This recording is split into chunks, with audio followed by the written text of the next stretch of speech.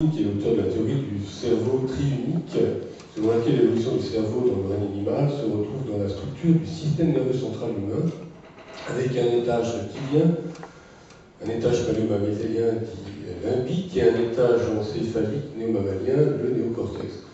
De ceci, je retiens uniquement le principe neuroanatomique fondateur, sachant que cette théorie est invalidée quant à son postulat d'indépendance des trois étages. L'observation montrant au contraire que ces étages sont connectés entre eux, du moins accidentellement, mécaniquement, mais non pas consciemment, bien sûr, j'y reviendrai. Et nous sommes là devant le début de la problématique que je vais soulever aujourd'hui. Il y a donc trois neurosystèmes chez nous, humains sapiens, le corporel, le motivationnel et l'intellectuel, voire plus largement le conceptuel.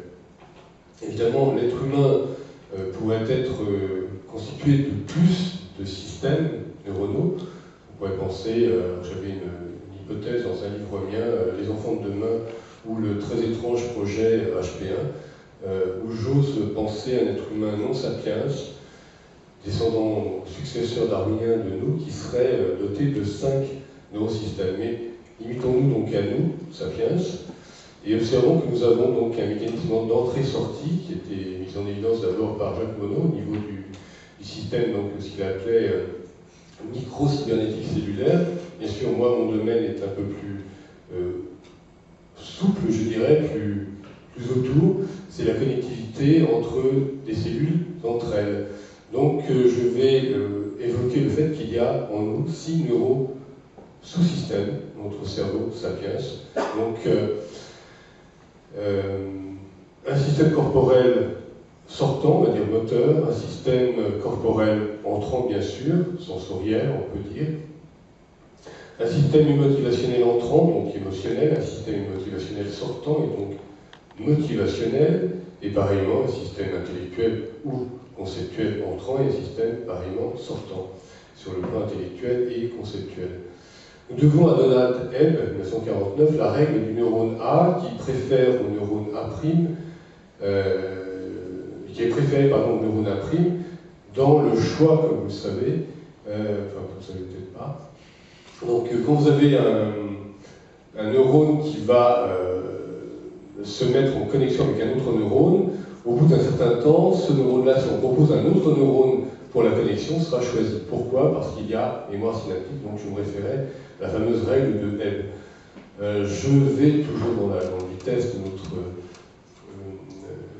causerie, de notre communication. Donc, vous parlez aussi un peu de Marcel Mésulan, en 1980, c'est un neurologue, qui avait observé que nous avons des groupes de neurones préférentiels. C'est assez intéressant d'observer que quand nous disons « moi-je », notre moi-je, ça s'active, c'est une activation de neurones qui vont se réactiver, se réactiver. C'est pour ça que nous avons l'impression de se retrouver soi-même. Mais bon, on y reviendra aussi, à savoir que personnellement, et à travers donc, mes travaux de recherche, j'ai commencé à mettre de côté cette notion donc, de psychologie, du moi psychologique, en lui préférant un moi qu'on retrouve notamment dans la recherche de qu'est-ce qui est moi fonctionnellement. Alors là, on est plus dans de la neurobiologie, à savoir, si on prend le troisième postulat de la neuropsychologie, le postulat de l'universalité, on peut s'apercevoir que, en effet, dans nous, qui que nous soyons, parce que nous avons tous le même cerveau, quand bien même sur le plan neuroanatomique, telle ou telle structure du cerveau n'est pas forcément exactement à la même position chez un tel ou un tel ou un tel ou tel autre, ce qui devient intéressant de se dire que sur le plan neurofonctionnel, ça fonctionne toujours de la même manière. Et c'est là qu'on peut s'apercevoir que s'il y a dans moi une tristesse, s'il y a dans moi une interrogation, s'il y a dans moi... Eh bien, ce même mécanisme peut arriver dans chacun d'entre nous.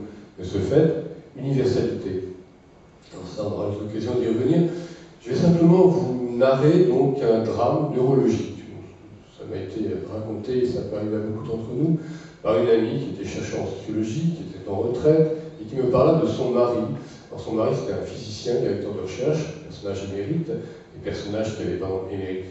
Méritoire, pas émérite justement, parce qu'il a quitté son centre de recherche au moment de la retraite, et là, surprise, il arrive une semaine plus tard, il apprend que, eh bien, il n'y a plus de téléphone à son nom, il n'y a plus d'email à son nom, et il a un choc. Mais le choc est tellement grave au fil des semaines et des mois. Alors, je vous raconte un peu sur ce qu'ils sont allés après de neurologue en neurologue. D'abord, son cerveau se met à donner des mots accidentellement les uns à la place des autres. Au bout d'un certain temps, le cerveau oublie des mots, toujours accidentellement. Ensuite, au bout d'un autre temps, le cerveau ne trouve plus ces mots. Puis son cerveau n'arrive plus à structurer ses pensées. Il n'arrive plus à parler. Et enfin, il pleure. Bon. Alors, la cause de ce drame, bon, ça peut nous arriver à tous. On peut se dire qu'il y a bon, des maladies, des accidents, des chocs divers dans nos vies.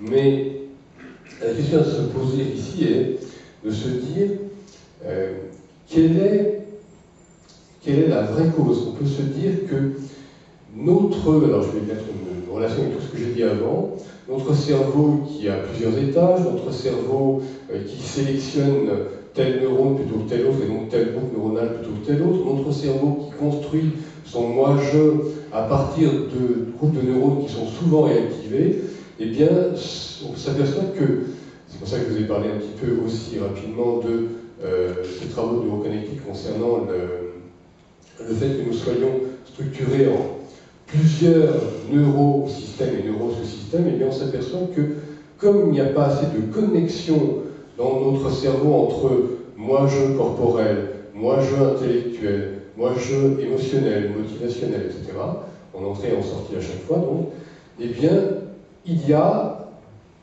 un moi-je qui se construit à travers certains groupes neuronaux qui sont tout le temps rappelés. Et dès l'instant où ce groupe neuronal, ce groupe neuronal, ce groupe neuronal ne sont plus rappelés, moi-je est perdu. Qui suis-je? Que suis-je?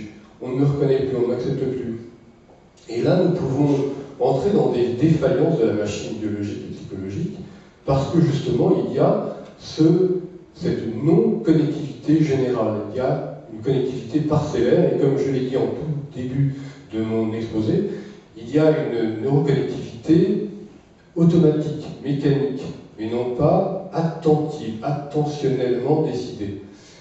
Les travaux de recherche qui sont les miens se portent sur le fait de pouvoir mettre en œuvre la décision et donc le fait de pouvoir agir en activant soi-même, donc ça implique in fine qu'on développe un soi, je vais revenir, indépendant du système neuronal sollicité, et donc disais-je, en sollicitant soi-même tel ou tel groupe de neurones, eh bien on peut peu à peu solliciter l'ensemble des groupes neuronaux et donc créer un équilibre dans la machinerie et de ce fait avoir un jeu de plus en plus à l'aise partout, dans toute la machinerie.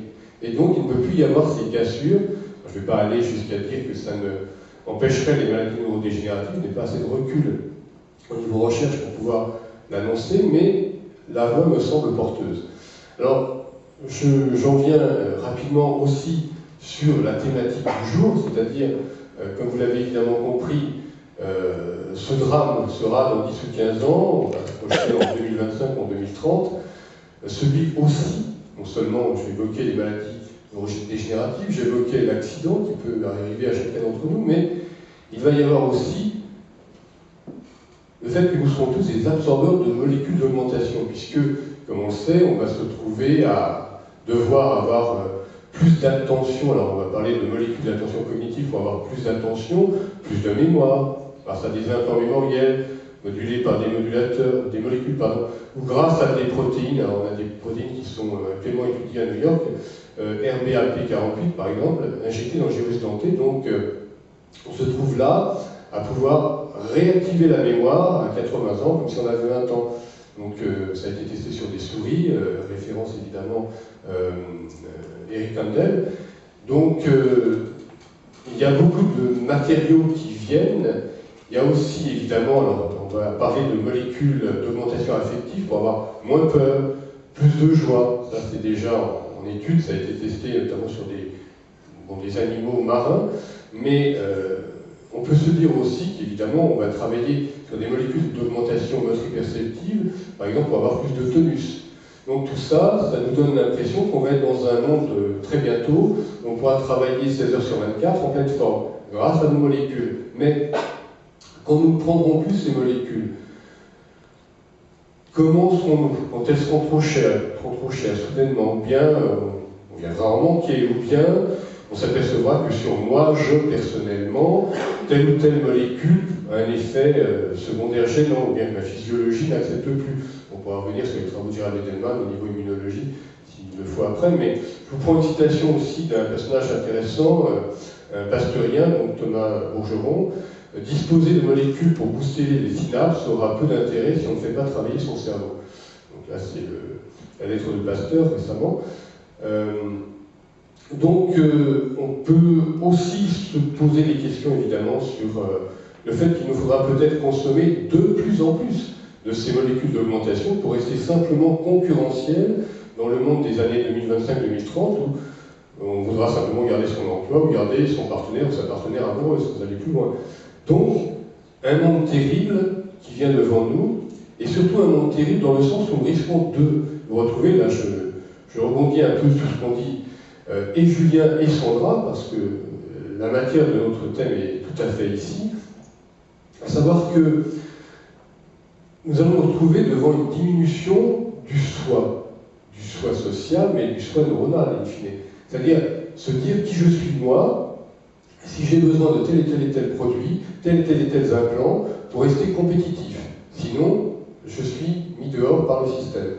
2025, 2030, c'est assez proche, on sait que c'est déjà presque au point dans certains laboratoires, c'est déjà même en train de se commercialiser aux États-Unis par-ci par-là, donc comment réagir? Et pour moi, alors je termine là mon propos, la voie de salut est peut-être de nous dire d'abord, essayons de créer donc ces neurones qui définissent ce qu'on appelle moi-je, donc on met de côté le moi de la psychologie, ici il ne s'agit pas de moi-je, disais-je, en termes de je suis différent par mon histoire de mon voisin, non, mais simplement le moi-je que j'évoquais en termes plus de universalité du cerveau, c'est-à-dire dès l'instant où je sais que mes mains vont comme ceci, par exemple, on sait que pratiquement sur toute la planète, ça veut dire oh là là, de quoi me parle-t-on? Si mes bras se croisent dans tel ou tel sens, ça veut dire ceci, cela. C'est ce moi-je-là, évidemment, que j'évoque. Et ce moi-je-là, eh bien, je m'aperçois que dès l'instant où je m'efforce d'essayer de le connecter quand il apparaît, quand je prends conscience de moi comme un auto-observateur de ma machine. Par exemple, ma machine se frotte l'œil, je prends conscience de moi, ou ma machine se met la main sous le cou, je prends conscience de moi, etc., sur le bout du nez. Donc dès l'instant où je prends conscience de moi dans la machine dans laquelle j'habite, il y a émergence, parce qu'il y a évidemment connexion entre prendre conscience, donc c'est un phénomène itératif de type, comment vais-je dire,